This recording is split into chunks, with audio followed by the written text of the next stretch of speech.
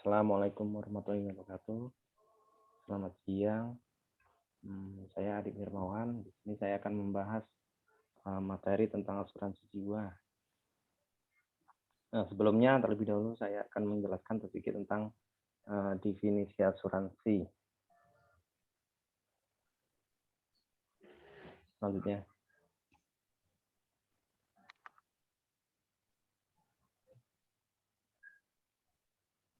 apa asuransi itu? Asuransi adalah bentuk perjanjian antara kedua belah pihak, yaitu tertanggung dan penanggung, di mana tertanggung membayar sebuah iuran kepada penanggung demi mendapatkan bentuk ganti rugi atas risiko finansial yang dapat terjadi secara tak terduga.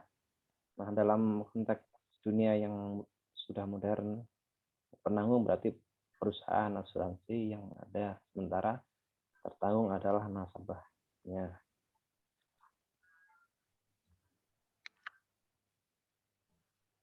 Nah, di sini menurut Undang-Undang Republik Indonesia Nomor 40 tahun 2014 tentang perasuransian menyebutkan bahwa asuransi adalah perjanjian antara dua pihak, yaitu perusahaan asuransi dan pemegang polis, yang menjadi dasar bagi penerimaan premi oleh perusahaan asuransi sebagai imbalan untuk yang pertama memberikan penggantian kepada tertanggung atau pemegang polis karena kerugian, kerusakan, biaya yang timbul, kehilangan, keuntungan, atau tanggung jawab hukum kepada pihak ketiga yang mungkin diderita tertanggung atau pemegang polis karena terjadinya suatu peristiwa yang tidak pasti, atau memberikan pembayaran yang berdasarkan pada meninggalnya tertanggung atau pembayaran yang didasarkan pada hidupnya tertanggung dengan manfaat yang biasanya telah ditetapkan dan atau didasarkan pada hasil pengelolaan dana.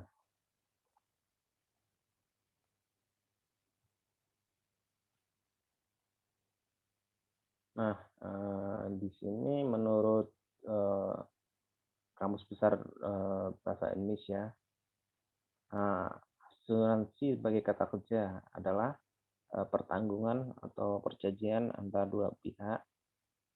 Pihak yang satu berkewajiban membayar iuran dan pihak yang lain berkewajiban memberikan jaminan sepenuhnya kepada pembayar iuran apabila terjadi sesuatu yang menimpa pihak pertama atau barang miliknya sesuai dengan perjanjian yang dibuat. Selanjutnya,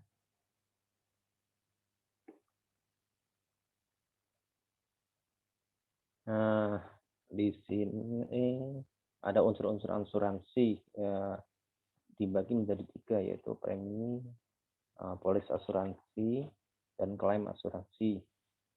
Nah, untuk premi sendiri adalah kewajiban yang harus dibayar tertanggung kepada pihak asuransi sebagai jasa pengalihan risiko yang diinginkan. Nah, biasanya besar kecil premi asuransi dipengaruhi oleh berbagai faktor, mulai dari jenis produk, usia, gaya hidup tertanggung, jenis kelamin, hingga hasil pemeriksaan kesehatan tertanggung. Nah, untuk yang kedua, polis asuransi adalah dokumen sah yang mengatur tentang perjanjian asuransi. Nah, polis asuransi biasanya memuat style kontrak perjanjian antara lain hak dan kewajiban perusahaan asuransi sebagai penyedia asuransi, hak dan kewajiban pemegang polis, cakupan perlindungan asuransi, yang membatalkan perlindungan asuransi, dan lain-lain. Untuk yang ketiga, klaim asuransi, yaitu proses pengajuan resmi kepada pihak perusahaan asuransi ketika nasabah mengalami risiko yang ditanggung dalam polis asuransi. Misalkan kita mendapat kerugian dari suatu kejadian atau peristiwa, kita dapat mengecek risiko tersebut telah diasuransikan dan tercantum dalam polis atau tidak. Nah, kalau misalkan ada, kita dapat melakukan pengajuan klaim sebagai bentuk permintaan penggantian ganti rugi dari kerugian yang kita alami. Nah, untuk selanjutnya, di sini ada macam-macam asuransi di Indonesia. Di antaranya asuransi umum, ada asuransi jiwa, ada asuransi kesehatan, ada asuransi pendidikan, dan asuransi dana hari tua. Nah,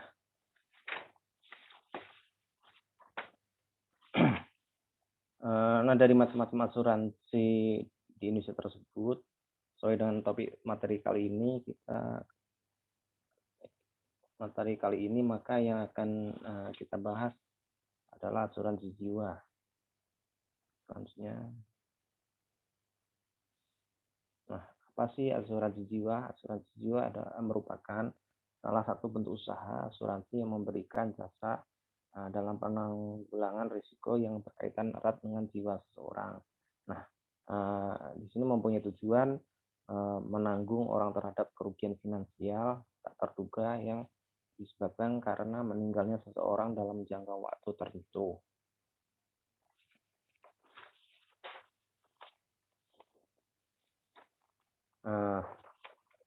Untuk selanjutnya, di sini ada manfaat memiliki asuransi jiwa.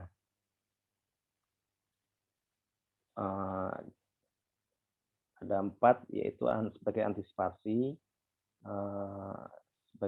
dapat memberikan ketenangan batin, sebagai sarana investasi, dan mempersiapkan segala hal bagi ahli waris.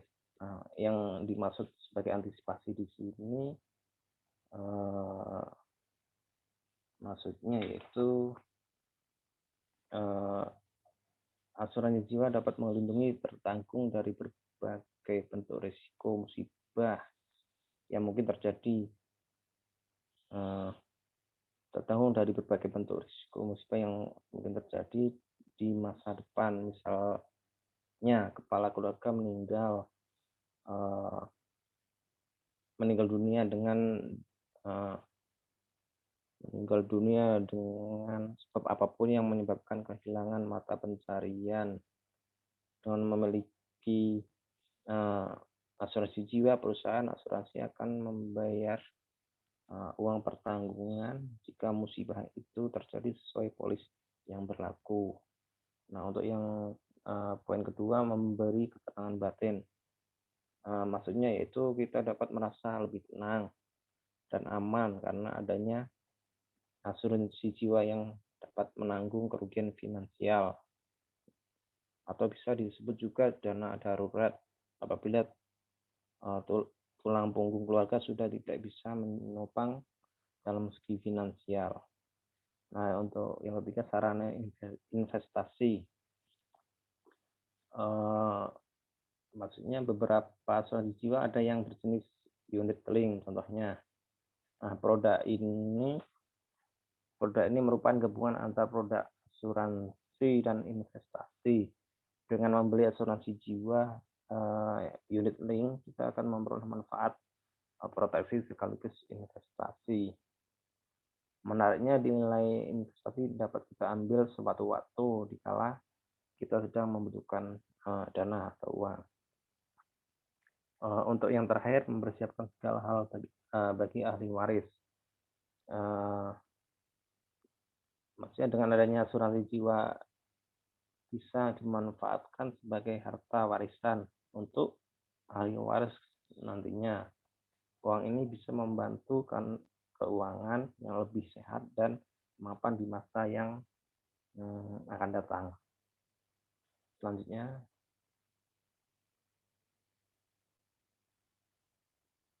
di sini ada ciri-ciri asuransi jiwa. Yang pertama, masa pertanggungan, yaitu umumnya lebih dari 1 tahun, kecuali polis perjalanan atau rider. dari suatu polis jangka pendek. Yang kedua objek pertanggungan, yaitu jiwa manusia dan fisik manusia. Dan untuk yang ketiga, risiko yang ditanggung, yaitu kematian, cacat, dan biaya pengobatan, kehilangan pendapatan. Selanjutnya, nah di sini ada jenis-jenis asuransi jiwa.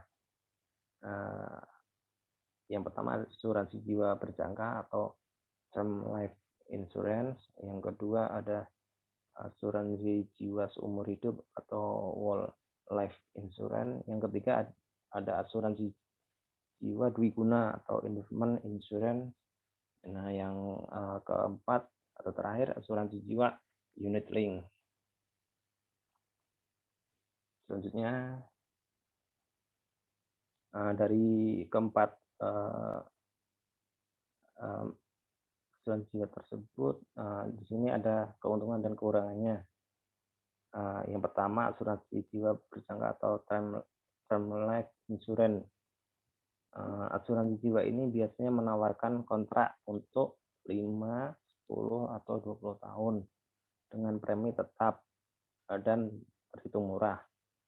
Nah, asuransi ini cocok bagi Anda yang memiliki kebutuhan akan biaya asuransi yang besar, namun memiliki kemampuan keuangan yang terbatas. Nah, di sini ada beberapa keuntungannya, yaitu Anda sebagai pemegang polis mendapatkan kebebasan dalam menentukan besarnya premi sesuai dengan kemampuan Anda. Uang pertanggungan yang bisa Anda peroleh sebagai pemegang polis bisa mencapai angka miliaran rupiah. Artinya jika tertanggung meninggal dunia saat masa kontrak masih aktif, maka keluarga tertanggung akan mendapatkan uang pertanggungan yang lebih besar.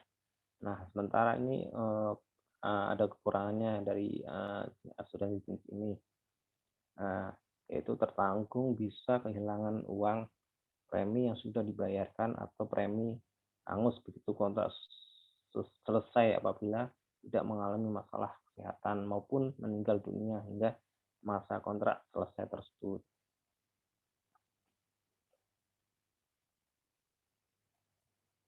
Nah, yang kedua ada jenis asuransi jiwa seumur hidup atau whole life insurance. Asuransi jiwa jenis seumur hidup atau whole life insurance ini memberikan perlindungan seumur hidup. Meski biasanya perusahaan asuransi membatasi manfaat perlindungan hingga hanya 100 tahun. Nah, dari segi keuntungannya yaitu pertama, pemegang polis dimungkinkan untuk mendapatkan nilai tunai dari premi yang sudah dibayarkan. Selanjutnya, apabila Anda sebagai tanggung tidak dapat membayar angsuran premi secara berkala, Anda bisa menggunakan nilai tunai dari premi yang sudah dibayar untuk membayar premi selanjutnya. Untuk yang ketiga, premi asuransi yang sudah Anda bayarkan tidak akan tidak akan hangus jika tidak ada klaim. Yang keempat, saat kontrak berakhir, uang pertanggungan akan diberikan seluruhnya. Sementara untuk kekurangannya yaitu premi lebih besar ketimbang premi asuransi jiwa berjangka, bahkan bisa mencapai lebih dari 2 kali lipatnya. Alasan dari premi yang tinggi ini adalah karena angka harapan hidup masyarakat Indonesia hanya 65 tahun untuk laki-laki dan 70 tahun untuk perempuan, sehingga kemungkinan klaim asuransi sebelum masa proteksi berakhir lebih tinggi. Nah, untuk yang kedua, nilai tunai dari total premi yang sudah dibayarkan tidak terlalu besar karena bunga untuk asuransi ini biasanya hanya sebesar 4% per tahun dan angka ini belum dipotong pajak. Selanjutnya untuk yang ketiga, asuransi jiwa dwiguna atau endowment insurance. Nah, asuransi jiwa berjangka sekaligus tabungan Artinya, Anda sebagai pemegang polis dapat memperoleh nilai tunai dari premi asuransi yang sudah Anda bayarkan berupa uang pertanggungan jika tertanggung meninggal dunia dalam periode tertentu sesuai dengan kebijakan polis asuransi bersangkutan, dan juga dapat menarik polis asuransi dalam waktu tertentu sebelum masa kontrak berakhir. Nah, di sini ada keuntungannya dari asuransi jiwa dwiguna tersebut. Yang poin pertama, Anda bisa mengawal klaim polis asuransi jiwa ini sebelum masa kontrak berakhir. Misalnya, untuk dana pendidikan anak Anda. Namun penarikan dana ini hanya bisa dilakukan sekali dalam jangka waktu beberapa tahun sesuai dengan perjanjian yang telah dibuat. Poin yang kedua, jika misalnya Anda sebagai tertanggung masih hidup saat jangka waktu berakhir, Anda akan mendapatkan seluruh uang pertanggungan. Sementara untuk kekurangan dari jenis asuransi jiwa ini, yaitu karena jenis asuransi jiwa ini memiliki dua manfaat yang seperti menggabungkan manfaat asuransi jiwa berjangka dengan asuransi jiwa seumur hidup, jadi preminya cukup besar, bisa mencapai juta rupiah per bulannya.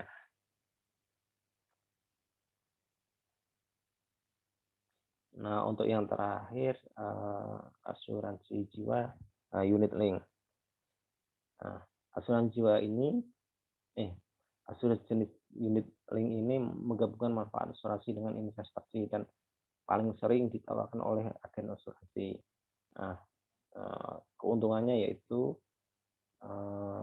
yang poin pertama, Anda sebagai pemegang polis tidak hanya mendapatkan jaminan perlindungan saja, melainkan juga timbal hasil investasi dengan bunga yang cukup tinggi setiap tahunnya.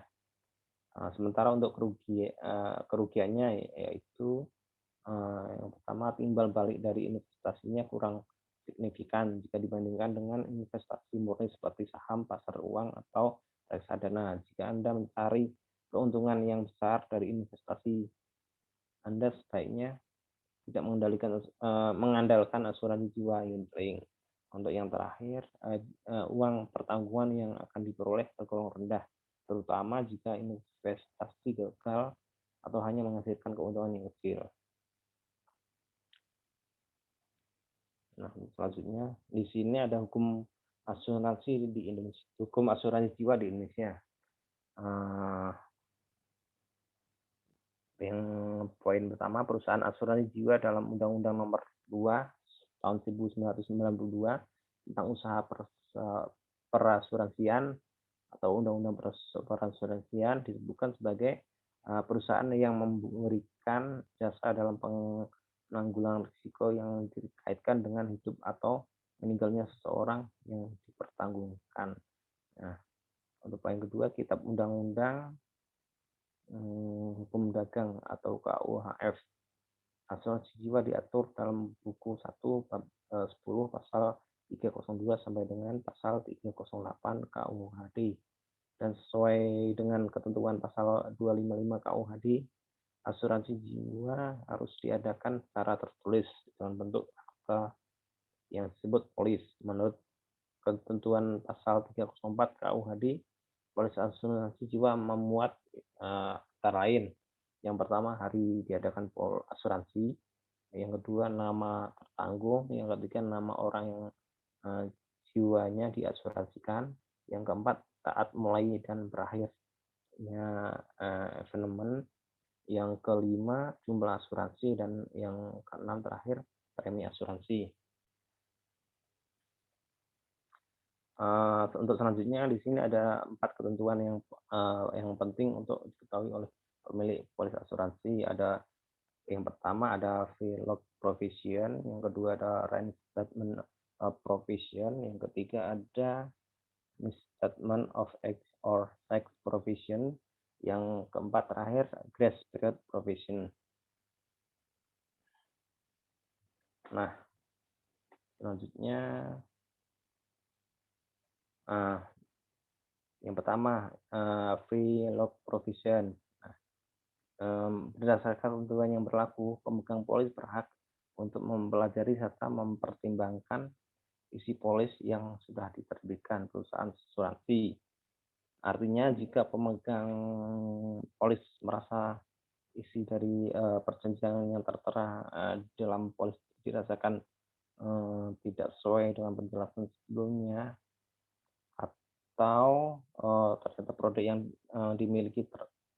dimiliki tersebut kurang sesuai dengan kebutuhannya, maka kita berhak membatalkan dan berhak menerima pengembalian sejumlah premi yang telah dibayarkan, misalkan jika ada. Dan yang kedua ada grace period provision. Dalam ketentuan ini pihak asuransi memberi waktu selama 30 hari setelah jatuh tempo. Jika pemegang polis misalkan tidak juga membayar premi lanjutan setelah masa ini berakhir, maka seluruh biaya asuransi akan dipotong dari nilai tunai yang ada. Nah, pemotongan tersebut akan terus berlangsung dan perlindungan pun akan terus berjalan sampai dengan nilai tunai yang ada habis, dan polis akan batal. Apabila hal ini terjadi, maka polis asuransi beserta perlindungannya akan berakhir. Untuk yang ketiga ada statement provision. Ketentuan ini menjelaskan keadaan-keadaan yang harus dipenuhi untuk pembelian polis yang telah berakhir akibat premi yang tidak dibayar atau tidak diteruskan. Ketentuan ini biasanya terjadi karena suatu dan lain hal, dan terpaksa kita menghentikan pembayaran polis dalam jangka waktu tertentu, sehingga polis yang kita miliki menjadi tidak aktif lagi. Tetapi kita dapat memperoleh kembali manfaat asuransi asalkan kita bersedia melunasi semua premi yang belum dibayarkan berikut bunganya. Itu juga kalau ada. Nah, untuk yang keempat ada my statement of act or self provision. Ketentuan ini mengatur mengenai penyesuaian manfaat polis yang akan dilakukan oleh perusahaan asuransi jika pemegang polis memberikan informasi yang keliru mengenai usia atau jenis kelamin tertanggung pada saat mengisi surat pengajuan asuransi jiwa atau SPAJ. Nah, maksudnya dari ketentuan ini adalah apabila terjadi kesalahan dalam menginformasikan jenis kelamin dan usia, baik disengaja maupun tidak, maka ketika ini diketahui, perusahaan asuransi berhak melakukan penyesuaian terhadap manfaat serta biaya asuransi yang akan mempengaruhi jumlah premi ataupun memutuskan untuk membatalkan polis. Untuk selanjutnya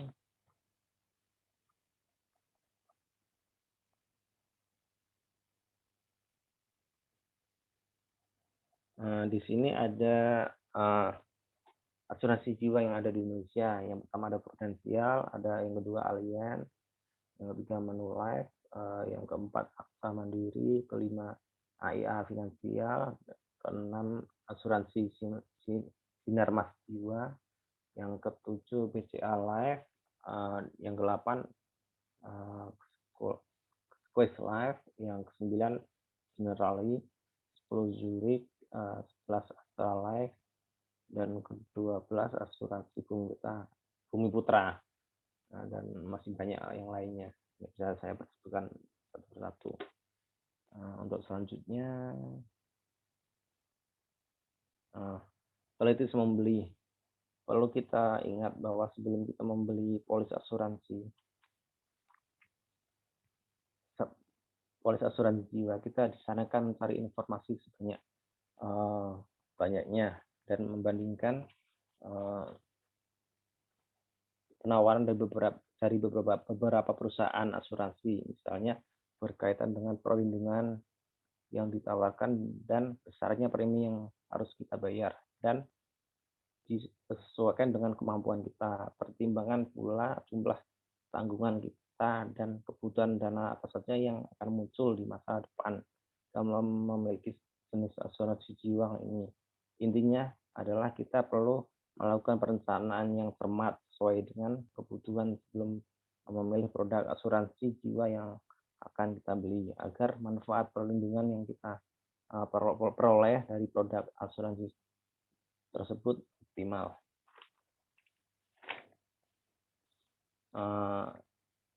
Terima kasih. Demikian materi dari saya. Mohon maaf kalau ada salah kata. Mungkin juga masih banyak kekurangannya. Wassalamualaikum warahmatullahi wabarakatuh.